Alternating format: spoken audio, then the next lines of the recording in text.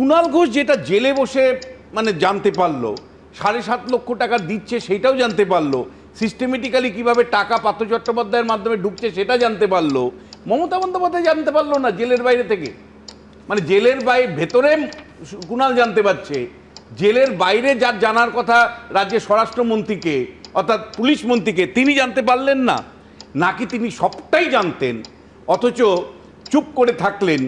কারণ এই দুর্নীতির সাথে তৃণমূল কংগ্রেস সমার্থক অবস্থান তৈরি হয়েছিল, তার যে পলিটিক্যাল ইকোনমি রাজনীতি, সেই রাজনীতিতে ভাই তোমার মানে নেতাদেরকে করে খাওয়ার জন্য এই ধরনের চাকরিগুলো বিক্রি করা হয়েছে, এবং চাকরিগুলো যখন বিক্রি হয়েছে স্বরাষ্ট্রমন্ত্রী তথা পুলিশ মন্ত্রীর কাছে খবর থাকা সত্ত্বেও তিনি হয়তো চুপ করেছিলেন।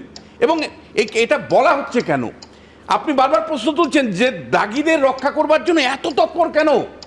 দাগিদের রক্ষা করতে এতটাই তৎপর যে সুপ্রিম কোর্টের নির্দেশ চূড়ান্ত আসার পরেও এই দাগিদেরকে সঙ্গে নিয়ে মানে সঙ্গে রাখার জন্য বিজ্ঞপ্তি জারি হচ্ছে, এই দাগিদেরকে রক্ষা করার জন্য হাইকোর্ট সুপ্রিম কোর্টে মামলা করছে, এবং সরকার মানে সুপ্রিম কোর্ট পর্যন্ত পর্যবেক্ষণ করছে যে আপনাদের দাগিগুলোকে রাখার জন্য এত তৎপরতা কেন?